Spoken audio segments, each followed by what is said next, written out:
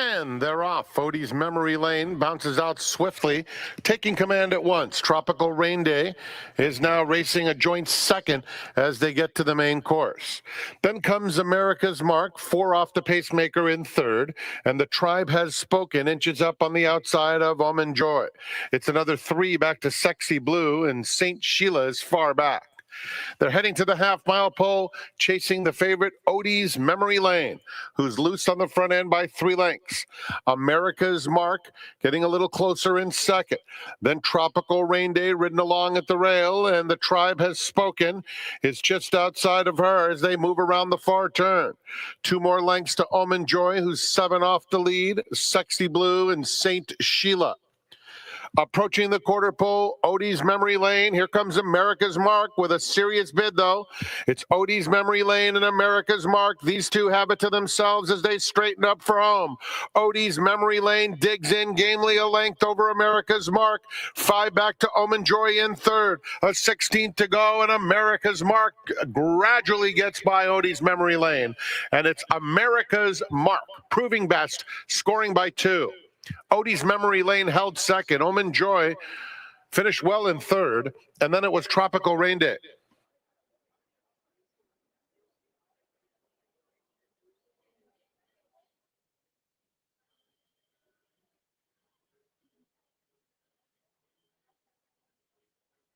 And Matina to the outside.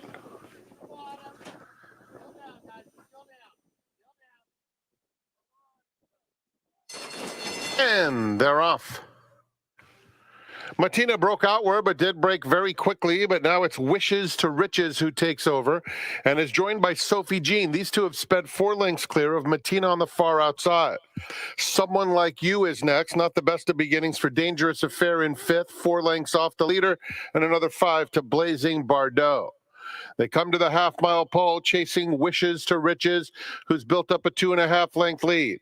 Someone Like You moves through to take second. Sophie Jean now third, and Matina 3 deep fourth, but just 3 lengths off the lead past the 3/8 pole. Dangerous Affair is next, and now a pretty big gap to Blazing Bardot. Heading to the quarter pole, and Wishes to Riches remains loose on the front end, has a 3-length lead. Matina takes up the chase while wide second. Someone Like You in between them third. They're heading toward the 8th pole, and Wishes to Riches goes on gamely. Matina takes up the chase clearly into second. Dangerous Affair at the rails. Someone Like You in between them. They have a 16th to run, and Wishes to Riches still by 3, and it's Wishes to Riches proving best in front-running fashion. Dangerous Affair a good second. Third went to Someone Like You in front of Matina.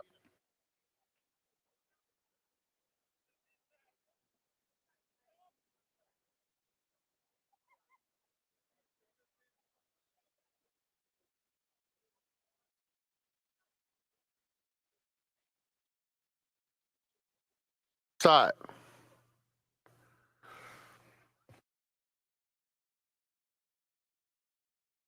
We're in the gate. And they're off. Santarena hustled out for the early lead. Extensive is away in good order, and Coastal Cowgirl is in the mix too. Then Dr. Park down at the rail, 4th, now 3rd, followed by Concord Bridge, 4 lengths off the lead. Stockbridge and Semper Invictus at the back. They're covered by 7 lengths, and it's the favorite Santarena making the pace. Leading 3/4 of a length, Coastal Cowgirl along the inside races in second. That pair is followed by Concord Bridge, 1 from the outside, Extensive. Dr. Park is 1 from the rail. 4 of them line up behind Santarena, who goes to the 3/8 pole in charge. Then Stockbridge with the orange cap making some headway, widest of all, taking 4th. And in behind that, Semper Invictus. They're coming to the quarter pole. Santarena by a head to Concord Bridge, right up alongside.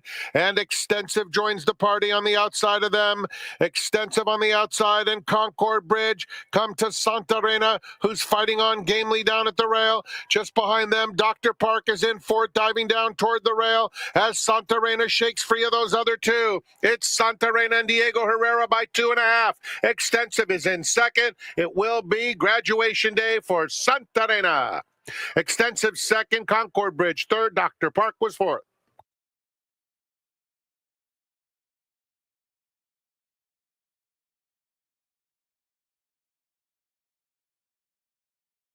Fourth, we offer middle pick 4 wagering, post time in 25 minutes.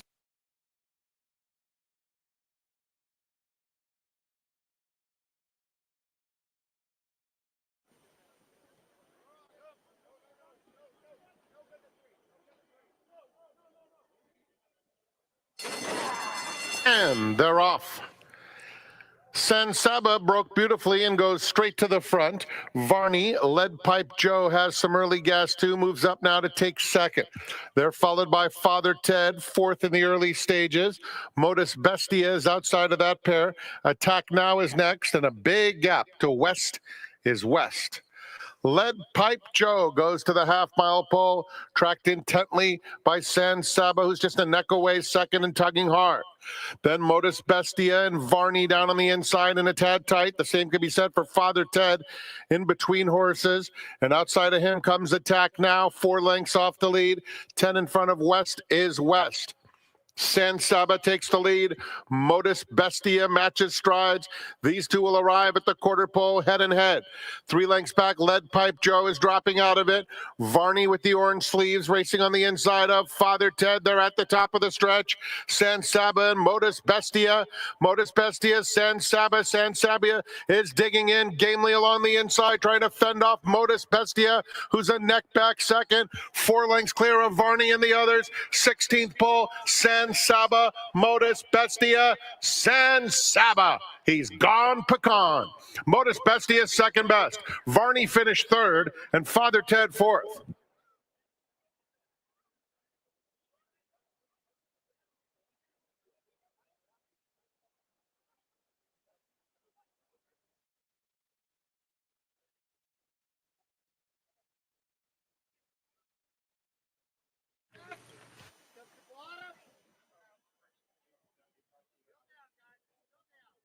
We're in the gate. And they're off. Noble Reflection, a smooth start. Book Smart on the outside has speed too. These two grays hook up right out of there. They're followed by Zeus's War, who is a joint third, 4 lengths off the lead. Western Avenue goes by that rival, racing 2 lengths clear of Santo Dios on the outside of King Apollo.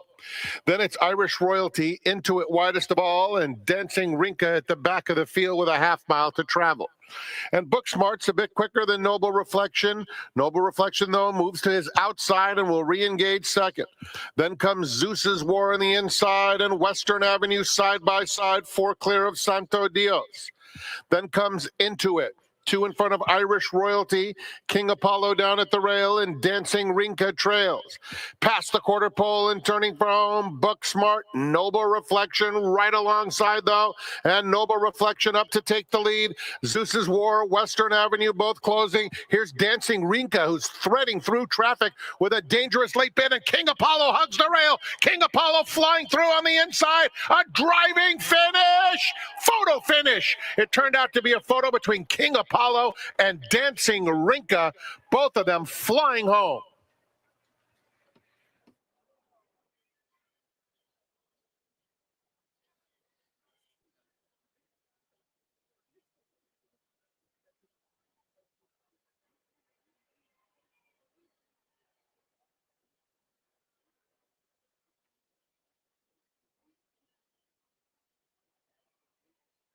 Guy comes up, goes in.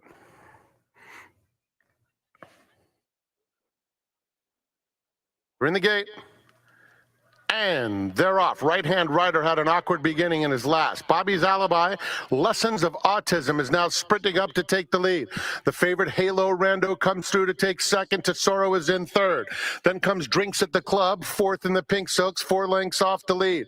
Then it's Horse Doctor, who has 6 lengths to make up past the half-mile pole. It's Thievery is next. Bobby's Alibi outside of that pair. Right-hand rider is next. Then it's a big gap to the 2 trailers, Setenta, and Wine and Whiskey at the back of a strung-out field. Halo Rando takes command with 3/8 of a mile to go and sails clear. Lessons of Autism losing ground. Tesoro just moved up to take second.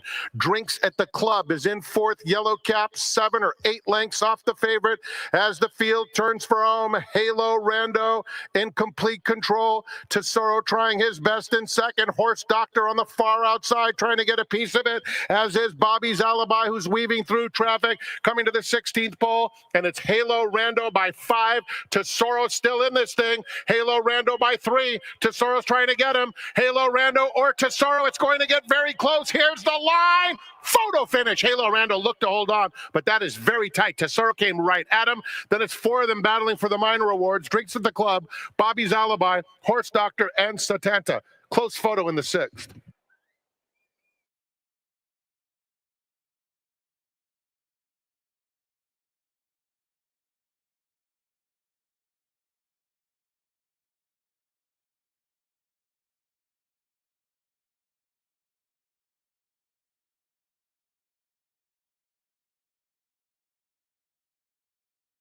Minutes to post. Scratch numbers 1, 2, 8, and 11. Sir Lucas.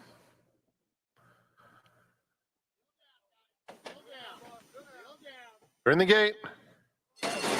And they're off. Grenetian 7-6, 'Tis a Good Thing, both out alertly. 49er Gold is going out to the lead, battling with Grenetian 7-6, who's now quicker. Sir Lucas runs third, 3 lengths off them, followed by Yogi Boy. 'Tis a Good Thing settles after breaking well. In front of Talus, and Naismith is at the back of the field. They run past the half-mile pole. Grenetian 7-6 has a 2-length lead. Yogi Boy in second with 49er Gold in the thick of it third. 'Tis a Good Thing moving up on the inside in fourth, 3 lengths off the duel up top. It's another 2 back to Sir Lucas outside of Naismith, who needs to find racing room, and Talus is at the back of the field. They have a quarter of a mile to go, and Yogi Boy is the leader, trying to fend off this bid from Grenetian 7-6, who drifts wide now. In behind them, 'Tis a Good Thing's had a good trip, takes aim at Yogi Boy. Yogi Boy, 'Tis a Good Thing getting to him slowly. Yogi Boy trying to fend off 'Tis a Good Thing. Yogi Boy, 'Tis a Good Thing, 'Tis a Good Thing, and Ricky Gonzalez will get there. Yogi Boy yielded grudgingly. Photo Talus and Naismith for the show dope.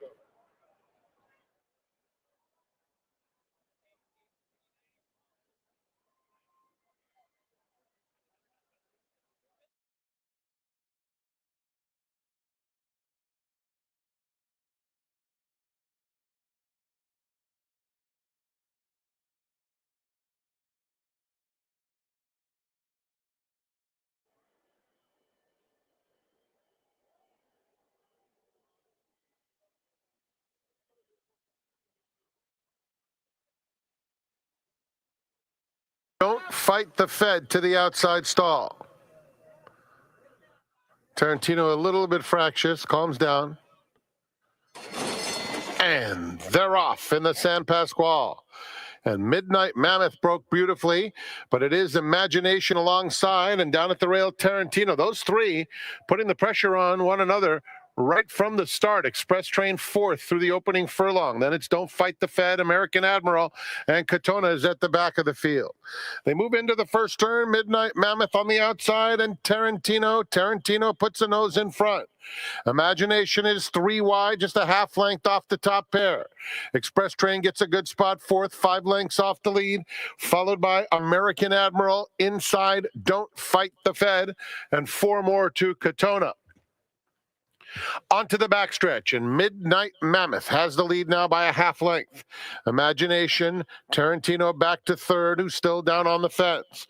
Express Train by himself in fourth, 3.5 or so off the lead. American Admiral, Don't Fight the Fed, and Katona. They have a half mile left to go in the San Pasquale. Tarantino comes back for more on the inside of Midnight Mammoth. Imagination, these 3 continue to do battle. Imagination and Tarantino is American Admiral, and Don't Fight the Fed is out of the race.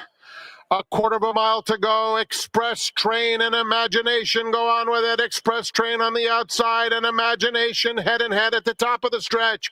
Tarantino is in third. Katona has surfaced from far back. They're in the final furlong. Express Train. Here's Katona. Katona from last coming at this trio, battling on the front end with the momentum is Katona. Puts his head in front of Express Train and Tarantino, and it's Katona and Tiago Pereira from last to first in the San Pasqual. Express Train second. Photo for third between Tarantino and Imagination.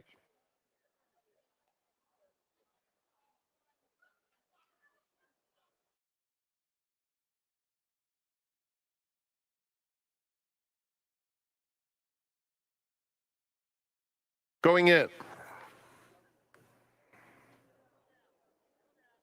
They're in the gate. And they're off. Bad stumble for Noble Gary. Surf and Carmona did a tremendous job just staying aboard. Billy Joe Shaver and Artist Point vying for the lead. They're now headed by True Point, and True Point is the new leader, but there are four of them across the track. Mr. Mustache is right next to him, and then Billy Joe Shaver, one from the outside, and Artist Point is four wide. A gap of four to Audible Silence, then it's Aeromax, who has 8 lengths to make up. That group is followed by Silver and Black. Ignatowski is next, and another 3 to Noble Gary. 3/8 of a mile to go, and it's True Hood showing the way, but he's getting serious pressure. Artist Point on the outside now puts his head in front.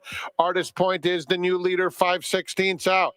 Billy Joe Shaver coming after these embattled leaders, which includes Mr. Mustache. True Hood is dropping right out of it. Far outside, Aeromax, and then Silver and Black. They're at the top of the stretch, and Billy Joe Shaver and Artist Point come to the 8th pole. 1-2, 3 lengths to Aeromax and Silver and Black. Center of the racetrack, Ignatowski has surfaced, and he's coming with a big late run. 16th pole, Billy Joe Shaver, 2-length lead over Aeromax and Ignatowski. It's going to get close. Here's the line. Photo finish. And that might have gone to Billy Joe Shaver, who was saved by the wire. Ignatowski almost nailed him. Aeromax was in between.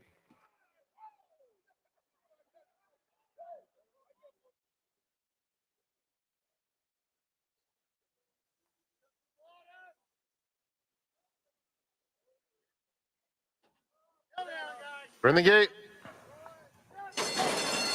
And they're off. Paradise Lake breaks out swiftly and will vie for the lead with Big Mama Sue.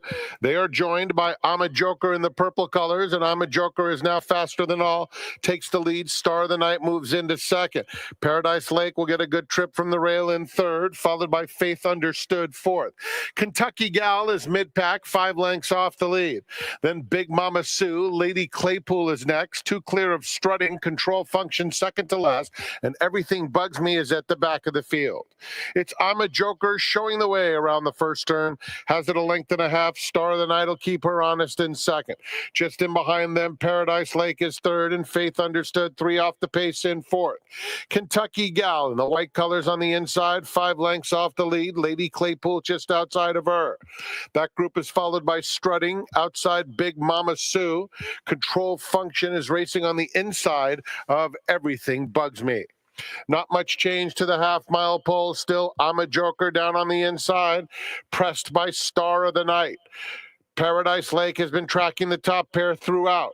Then it's Faith Understood in fourth. Kentucky Gal is fifth on the inside. Lady Claypool strutting's in some traffic, trying to get going between rivals. Has the white cap and finding a room now. Switching to the outside is Strutting, and she's starting to roll. Strutting moves all the way up to take third as the field reaches the top of the stretch. Star of the Night, I'm a Joker, Strutting, and now Paradise Lake also comes out for the drive. Kentucky Gal behind them, and Lady Claypool is finishing well. Kentucky Gal looking for room in between horses. It's Strutting, Paradise Lake, and Lady Claypool on the outside. Lady Claypool surging to the front. Big day for Tiago Pereira. Lady Claypool wins the finale. Tight photo for second between Strutting and Faith Understood. Kentucky Gal finished with good energy and Control Function.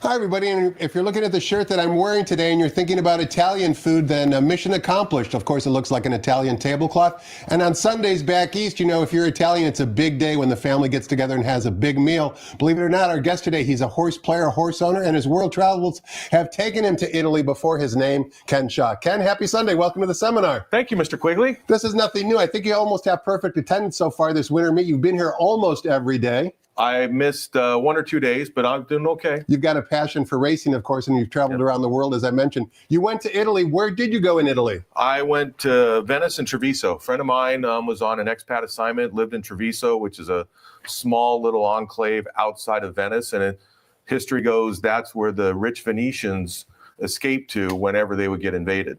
And so it's a little walled town about half hour outside of Venice, and just beautiful. I've never had the pleasure of going there. Did you have some Italian food, and how was it? It's spectacular. Yes. Better than advertised? Better than advertised. I mentioned, Kenny, that you're a world traveler, and you've been on the seminar before, and one of the things I like talking to you about is your trips down to Australia, because you went quite a bit, and not only did you have to go there on business, but you've gone racing down there as well. It's on my bucket list because it looks so great. It's so beautifully choreographed on TV. What tracks have you been to in Australia, and what do you like about racing down there? Yeah, so I actually lived in Brisbane for work, and so in Brisbane, the two main tracks you have there are Eagle Farm and Doomben, and so certainly something to do on the weekends. Then the Gold Coast is not far away. I never made it to the Sunshine Coast track. And then obviously, you know, the big one is going to the Melbourne Cup at Flemington, and that is a bucket list. You've been? I have, and that's every bit as fun as going to the Kentucky Derby. And it's actually, they call it the Spring Carnival. And what's interesting about it is they race every other day.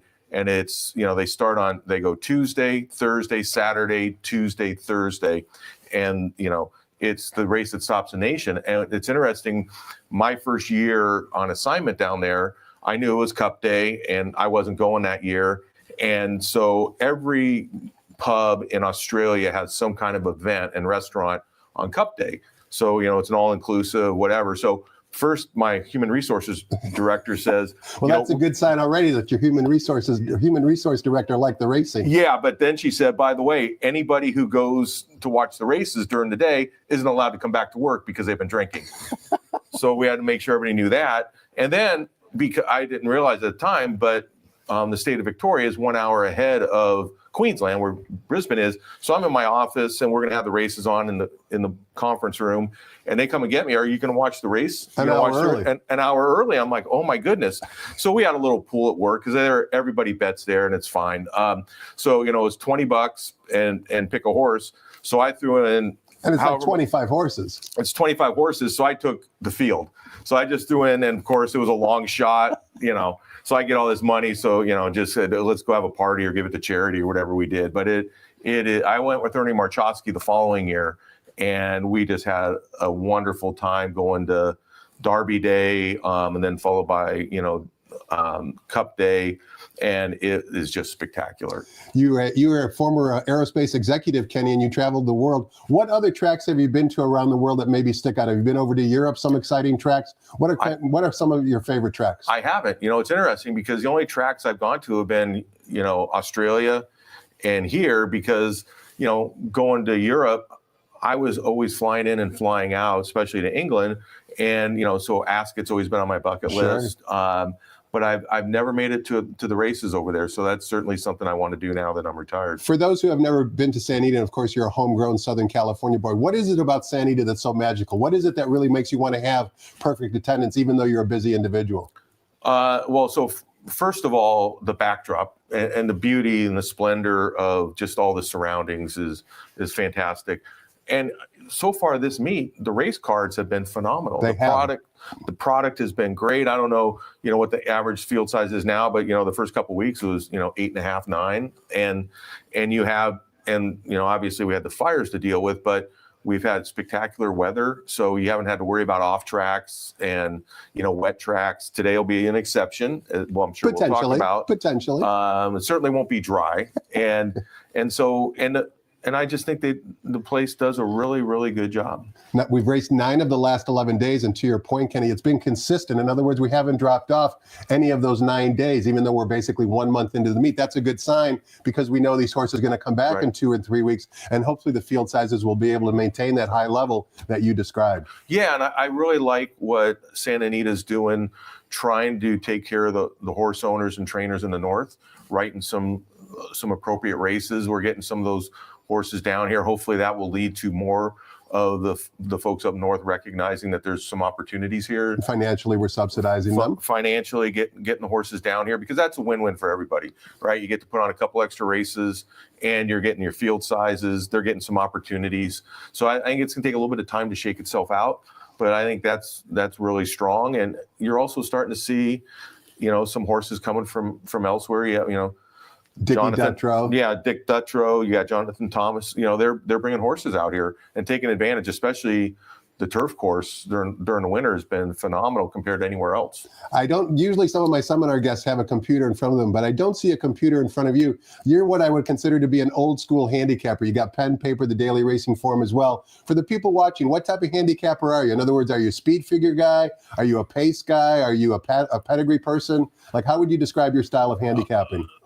Pray, hope. I put a Don't lot of we hope. all? I put a lot of hope into it. No, my Uncle Greg taught me how to read the racing form when I was a little kid going to Saratoga back in the day, and so it's been hard to break. I do like paper as much as, I got my iPad and I look at stuff because I like to take a lot of notes. I do like to look at pace. I think especially in California, pace is really important. No doubt. And the way the tracks have been fair, but you certainly has been a bias to, being forwardly placed. I do, especially when you start to look at horses that have not run on the turf or first time out, I do look at pedigrees quite a bit. I, use thoroughgraphs, workout reports, watch replays, mostly of workouts, not as much of the races. And I know you watch a lot of race replays. So I try to catch all of it. And then I'm learning how to bet still. We all are, aren't we? That's the hard part, right? Because most of us are decent handicappers, but it's getting the right combinations and the right money management. And that's really, really hard. You're also a horse owner. You've dabbled both on the ownership side and the breeding side. Yeah. Talk to us a little bit about some of the runners you've had in the past. Yeah, so I had the opportunity to win the San Juan Capistrano with Big Kick down the hill when it was a grade 2. So that's Michael Mikowski, the trainer. Mike Mikowski was the trainer. Victor Espinoza was in the irons, and got the lead, never looked back. You have the trophy. Is it in your possession? I do. I have the trophy at home. And then we had another horse called Y2 that we won the Green Flash with, and at one we won the Turf Paradise Derby, and we went to Sunland and got hooked by Firing Line, and that didn't work out so well, and he had some injuries, but he ended up being a really good horse, but a lot of injuries. So I used Mikowski a lot. Started actually with Pete Miller in a little deal, and back on, for those that remember that horse, named after Chris Berman fame.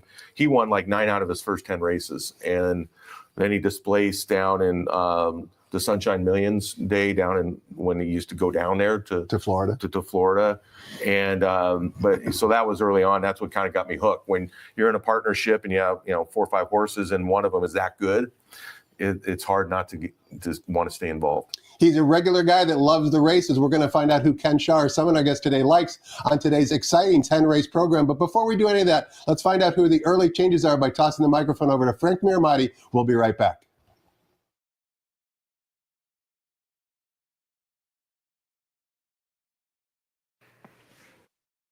Morning, ladies and gentlemen,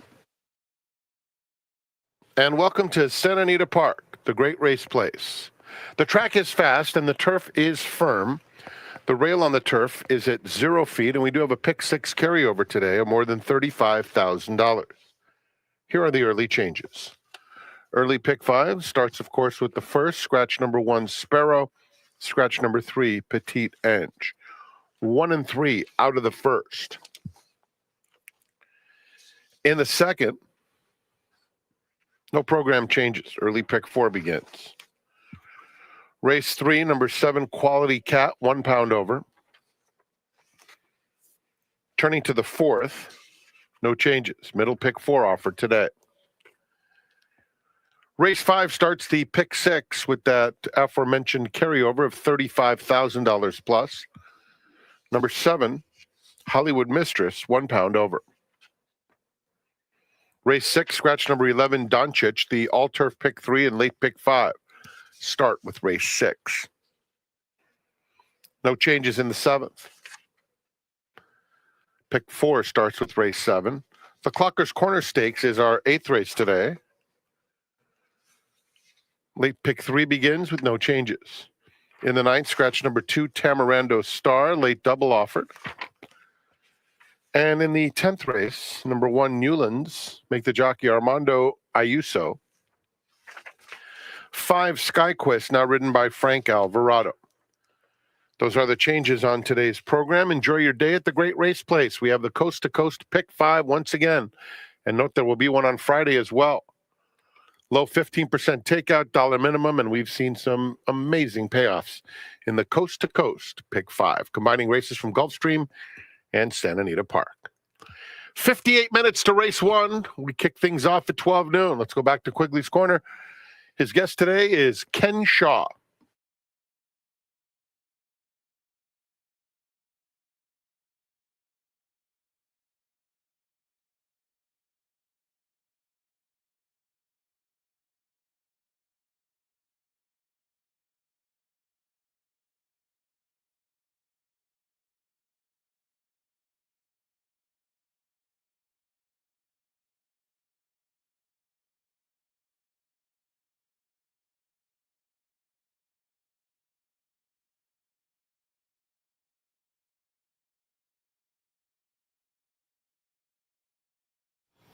Welcome back. We're talking horses with horse player and horse owner Ken Shaw. It's our pleasure to have him join us today. As Ken alluded to during our discussion, there is some inclement weather in the area. I don't expect it to be very significant. It's cloudy right now. It's cool temperatures, a bit breezy, but hopefully the rain holds off until the end of the racing card. Certainly Southern California in this area needs the rain. It's not expected to be too heavy. I think it's just going to be enough in order to quiet things down, which is good news for all of us. All right, Kenny, we've got a 10-race card kicking things off in race number 1, where we begin the popular 50-cent early pick 5. We're going 6.5 furlongs on the flat turf course for maiden special weight fillies and mares. The turf rails today are at 0 feet, as you might have just heard. Take out both numbers 1 and 3.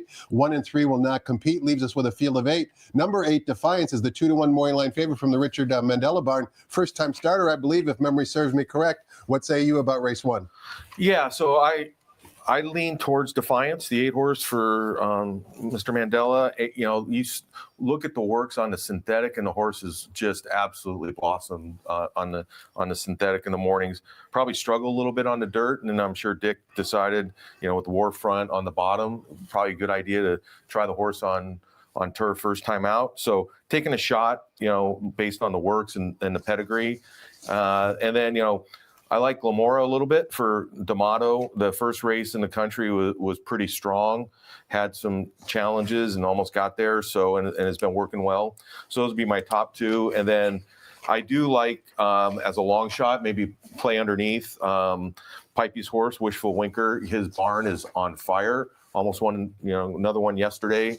Probably got out there a little bit too fast. And the other one I like a little bit is Tahiti Edie. I think you're going to see Edwin put that horse in the race a little bit more than maybe Mike did, and be a little bit closer and maybe take advantage of the kick. But I think this race is incredibly wide open. 8, 4, 7, 10 in that order for our seminar guest, Ken Shaw. Take note, his top selection, number 8, Defiance, the first-time starter that we've been describing. Her dam is Avenge. Avenge was also trained by Richard Mandela. She won 7 of 14 on the turf course, including breaking her maiden in start number 4. Be interesting to see how talented she is, being sired by Curlin. As Ken mentioned, a wide-open race number 1. Race number 2, Kenny, you're hoping won't be that wide open because you actually own part of number 3, Chips. Race number 2, we're sprinting 6 furlongs in the main track for maiden claiming. 3-year-old fillies in for a $32,000 tag. It also begins the 50-cent early pick 4. The filly drawn right inside of you, number 2, Busy Making Money, is the 8-5 morning line favorite. Before we get your thoughts on the race, let's watch the debut for the horse that you own, number 3, Chips. It was on September 13th at Los Alamitos in a field of 7. She's going to break from post position, number 7. She was the 2-1 betting choice that particular afternoon. Let's listen to Michael Rowe to describe the action of the nightcap on September 13th at Los Alamitos. Racing. and a good level dispatch. Buds and Suds, Daddy Gave It To Me, come away in good order, but are both headed by Chapina Pasadena, Lucky Sermon and Chips. The outside trio now coming across, and at the half-mile pole, Chapina Pasadena finds the rail and a half-length lead. Chips moving up second. Lucky Sermon drops in for the trail third. Hotshot pulls around the outside of Lucky Sermon and is making headway in the three-path. Daddy Gave It To Me's dropping back to fifth, followed at the 5/16 pole by Buds and Suds, and Hell of a Luella is 7 lengths last. At the top of the stretch, and it's Chapina Pasadena with the lead. Chips gives chase, so does Hotshot on the extreme outside, while Lucky Sermon stays near the fence. 3/16 to travel. Chapina Pasadena with the lead, pursued by Hotshot and Lucky Sermon, who are wide apart. It's Chapina Pasadena still the leader. Hotshot chipping away. Lucky Sermon third best on the day. Chapina Pasadena holding Hotshot safely at bay. Chapina Pasadena leads most of the way to score from Hotshot. Kenny, on that replay we just watched, Chip showed speed till the top of the lane and then kind of faded. You add Lasix today. She kind of ran like maybe she bled. She also switches over to jockey Edwin Maldonado, who's a speed jock, and takes a drop down in class into maiden 32. Can we assume that she's live today? We think she's competitive today.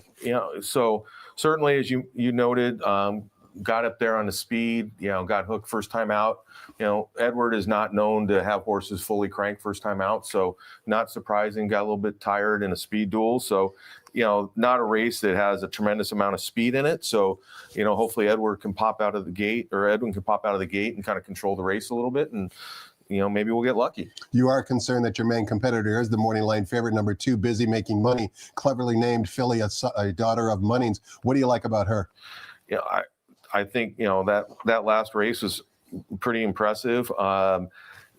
Coming from up north down here, that's a tough ask in the sense that this track is deep, right? And so, one of the things we'll talk about later, my bias is any horse that's run over this track is usually going to be a little bit better off because of the conditioning it gets. And then the horse had a good work, on January 20th. So it's going to be a tough competition. But we'll see what happens. During our opening 10-minute conversation, you used the word pubs when you were describing being down in Australia. The name of your racing group is called Final Racing Stable. That has some innuendos that there might be a few people in the group that partake in adult beverages. How'd you guys come up with that name? Well, again, we're going to give credit to Ernie Marchowski on that one. Back before Ernie stopped drinking, his favorite thing whenever we go out would be final, one more, just final. And, about 10 different times, right? About 10 different times. So final was never final. And so we've just kind of adopted that whenever, the group of us does something with the horses, we just use that name to signify it. Well, good luck to you with number 3, Chips, in race number 2, who's a morning line of 3-1. Race number 3, we're going 2 turns on the main track. 1 mile's the distance. It's for starter optional claiming types, and it's restricted to horses and horsemen that are based in Northern California since January 1st, 2024. Got a good field of 7. Number 4, Upstart Yankee from the Bill McLean barn is the 5-2 morning line favorite. How'd you see race 3, Ken? Yeah, I think this is an incredibly difficult race. And, you have all these horses coming from the north, and, they've kind of beaten up on each other. So I kind of took the angle of, number 5, Veritas. I like the progression as a 4-year-old. Certainly should like the distance with the, curling over Bernardini angle. So Kyle Frey's riding pretty well right now, even though the stats may not show that. I like, he hasn't been getting some of the greatest mounts, but that was my top selection, and followed by Rich Gold, the Bolt d'Oro angle, same thing, just trying to play some pedigree here, and horses that maybe aren't as experienced, but they've shown some races where they've closed a little bit, because I think it's going to be tough track for them. On a 10-race card, Sandy offers a 50-cent middle pick for, which will commence in race number 4. Again, on the main track, going 2 turns, 1 mile and a 16th is the distance. Main claimers, $20,000 is the claiming tag. Another field of 7. Morning line favorite from the Jeff Mullins barn, number 5, American Renegade. Give us your thoughts on race 4, Ken. Yeah, it's one of those races that somebody has to win, right? And, I went, again, kind of that same angle, going to, the tried and true trainers. I put Doug on top with Factory Drive. It's kind of a coin toss with the favorite American Renegade. Both of them stretching out after their last race. I just think that, they're going to be, a little bit more classy, and then followed by the one horse on the inside. I think you have to use that horse, and he's been over the track. Last race probably wasn't the most impressive of all time at this condition, so we'll see what happens, but nothing would really surprise me in this race. Race number 5 is when the fun begins. That's because we've got a $2 pick six carryover today of $35,000, kicking things off here in race number 5. And if the conditions look the same, it's because it's identical to race 3 with one exception. This race now restricted to fillies and mares. But other than that, the exact same race as race number 3. Field of 7, number 2, Super Ellie from the Steve Sherman barn is the 5-2 Maury Lane favorite. In order to hit the pick 6, you got to hit this race, Kenny, with all the Northern California invaders. What say you about race 5? Yeah, I'm going to use that same angle that I've been talking about. Super Ellie ran over this track, gets a condition relief going down to 10 from 16. I just, that's where my head is. And then I went Volin number 5 as my second one because, a year ago ran well at this track. So, it's just a little bit different track. And I think that's the angle I'm playing here, and then followed by the one horse who's been running pretty well up north. It's interesting taking a look at the PPs of Kenny's second selection, number 5, Voulin. You can see she has 3 career wins, but she's only run 7 times at this exact same distance. She has 3 wins, 2 seconds, and a third. Right. She's 6 for 7 in the money, so sometimes certain horses like certain distances. That seems to be the case with Kenny's second selection. Race number 6 begins 2 very popular wagers, both the 50-cent late pick 5, as well as the $3 all-turf pick 3 with the reduced 15% takeout.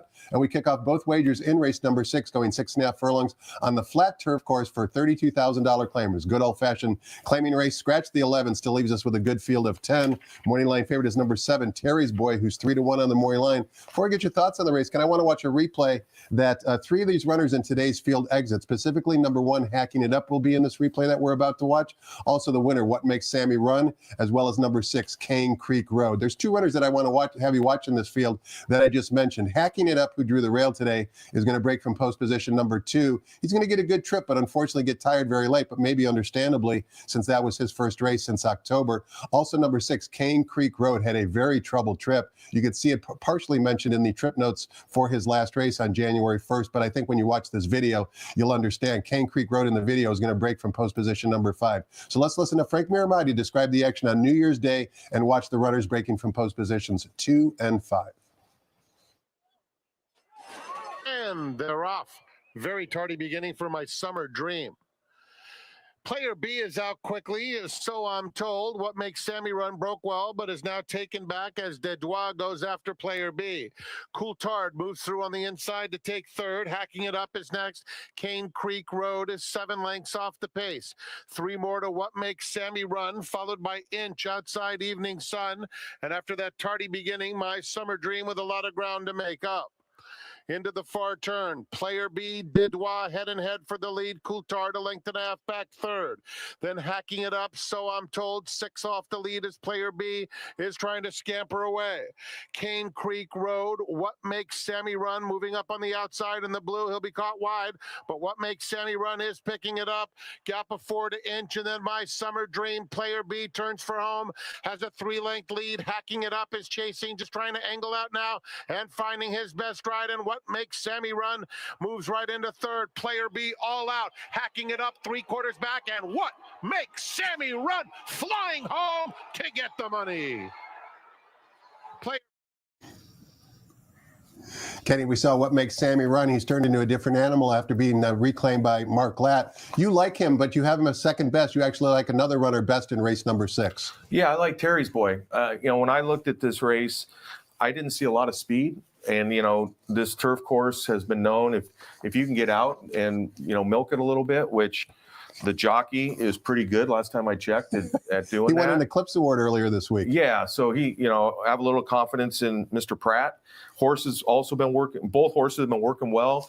And again, it was one of those, how do you think the race is going to shape up? And I'm not sure it's going to be fast enough for What Makes Sammy Run be able to close quite as dramatically. But I would not be surprised. Those are clearly the top 2 there.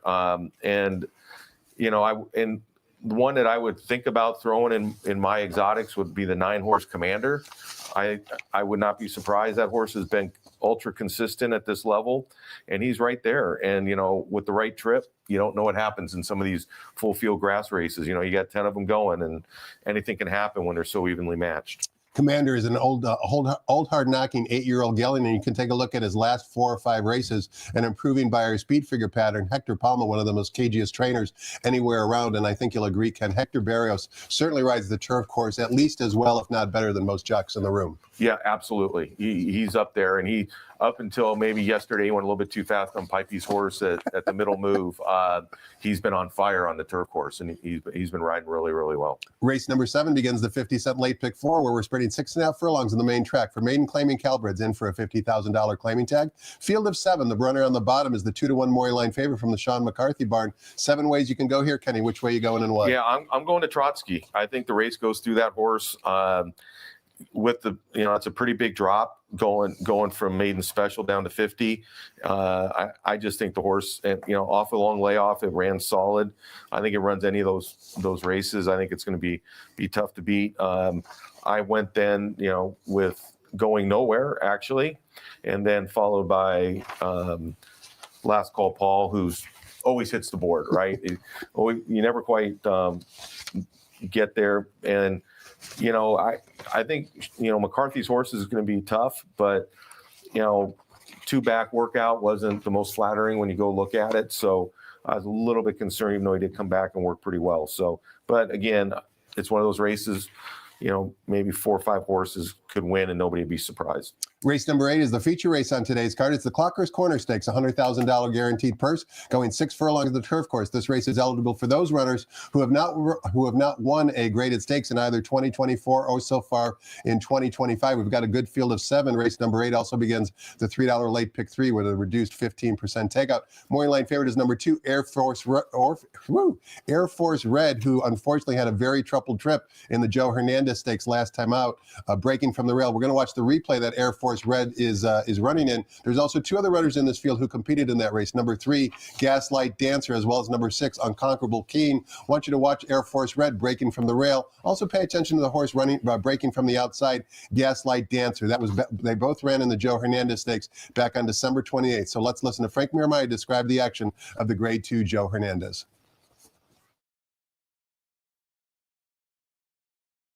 There they go. Motorius bobbled a bit out of the gate. Gaslight Dancer and Central Dispatcher going quickly. Here's Code Duello, though, and he's much quicker. And Code Duello now sprints up. Central Dispatch will keep him company just a neck away second. And Air Force Red gets a dream trip in third. Motorius settles in fourth, followed by Sumter fifth, 5 lengths off the lead. Then Gaslight Dancer, Unconquerable Keen is second to last. And stretch running Irideo is at the back of the field. Down the hill, chasing Code Duello, who leads it by 2 lengths. Central Dispatch in second, and Air Force Red tucked in along the inside third. Motorius is fourth, 4 lengths off the lead, followed by Sumter inside Gaslight Dancer. At the back of the field, Unconquerable Keen and Irideo moving through along the inside. They pass the quarter pole and turn for home. Code Duello still there, a length and a half. Central Dispatch set down in second. Here's Sumter running a big race, and Motorius and Sumter, these 2 come for the wire together. Sumter got the jump on Motorius, and he's almost a length in front. Motorius trying to get him on the money. Sumter or Motorius. Here's the line. Motorius got up to win. Kenny, we'll watch the run out here in the gallop out, and as you can see, number 8, Gaslight Dancer, actually engages very late here and kind of gallops past the first 2 horses. Motorius, you might remember, ran second in the Breeders' Cup Turf Sprint down at Del Mar. He's a very nice animal, and Air Force Red was the epitome of a troubled trip. Juan Hernandez, I'm sure, is going to be motivated for a payback for that performance on Air Force Red in the replay we just watched. This is a really good feature race today. Who do you like and why in race 8?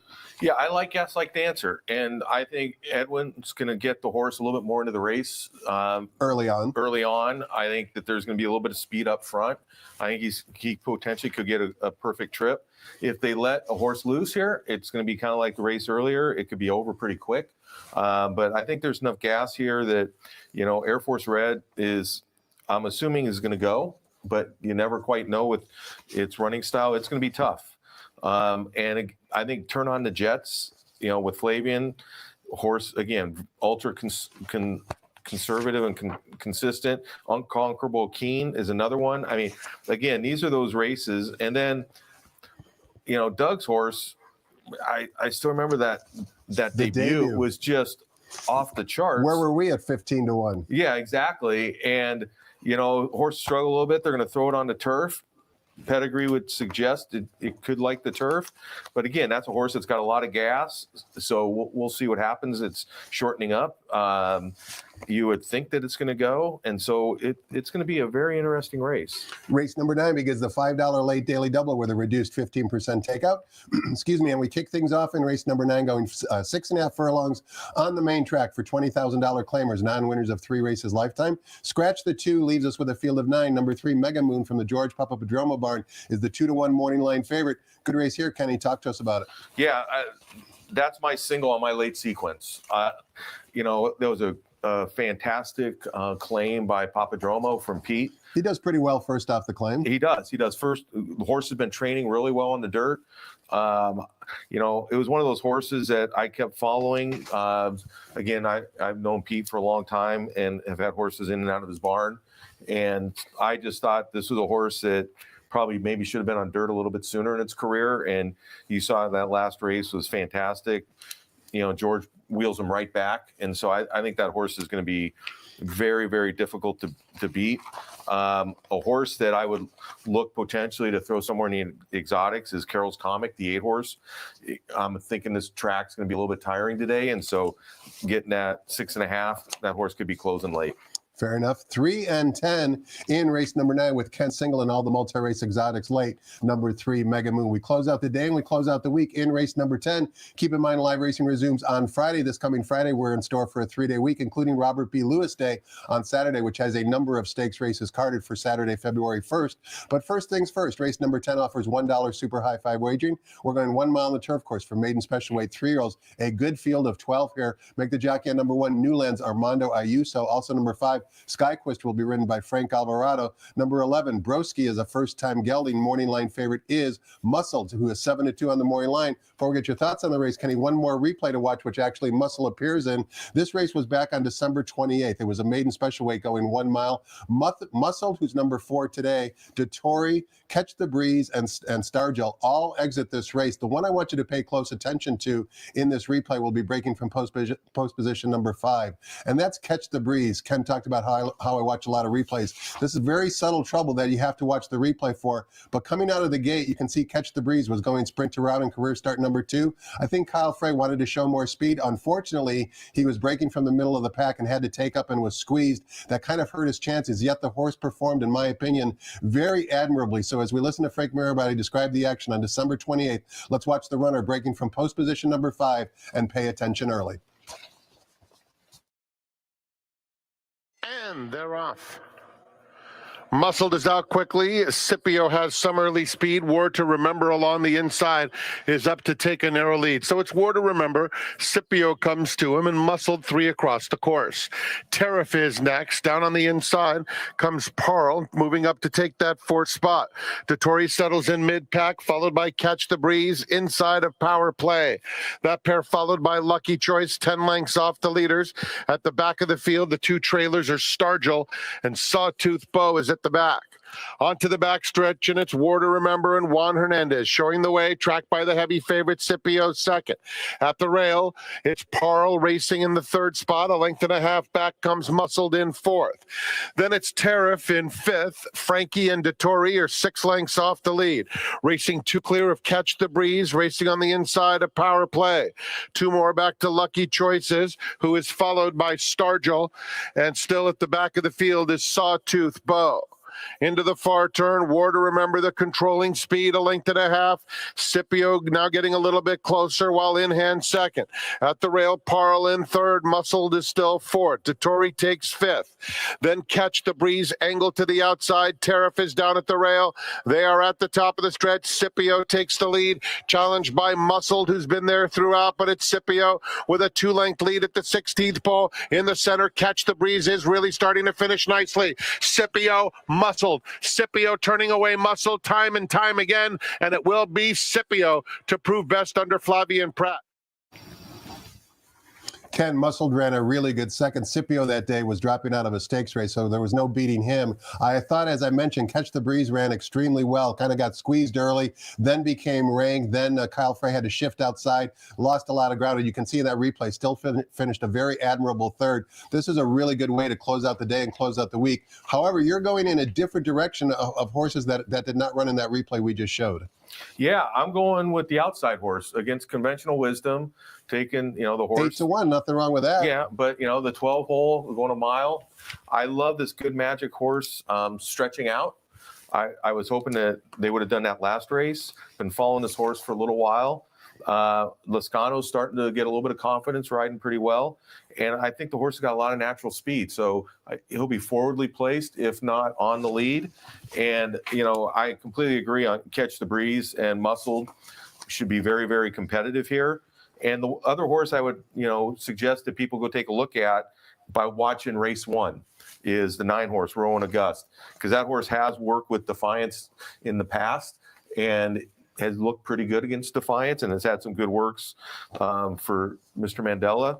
And so if Defiance is as good as I think that horse is in race 1, then you certainly need to use number 9 here in the last leg, along with, certainly Muscle, Catch the Breeze. And like I said, I think Soy is going to be competitive, getting out on front. 12-4-6-9 to wrap up a great way to close the week. Kenny, want to thank you so much for your time and insight today. Always enjoy spending some time with you. Good luck in race number 2 with Chips, and good luck with all your wagers on today's card. Thanks, Tom. Pleasure. One more wager to consider for your wagering pleasure. That would be the $1 Coast to Coast Pick 5. Did you see the payout yesterday? Once again, it was massive. Today's Coast to Coast Pick 5 kicks off with Gulfstream Park race number 10. As you can see, there's 3 races included from Sandy to make sure you get involved. $1 minimum and a low take. I want to thank so much for all of you for watching. Enjoy the afternoon here at the Great Race Place. Have fun and good luck.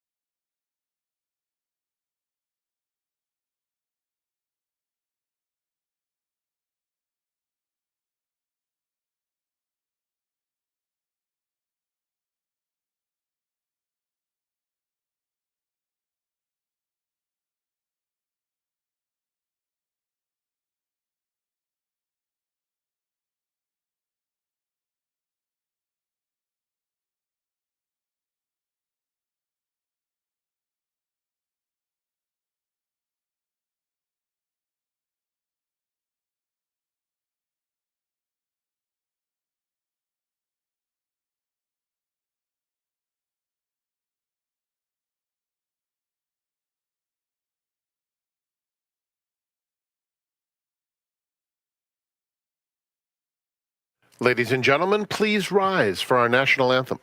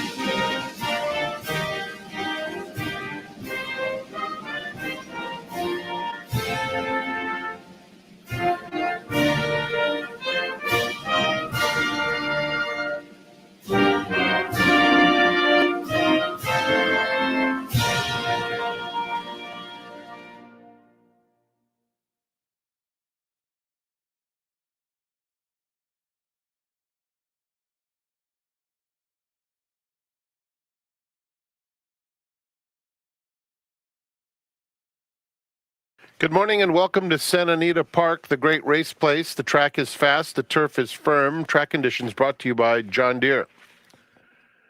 Rail on the turf at 0 feet. Here are the changes. In the first, scratch 1, Sparrow.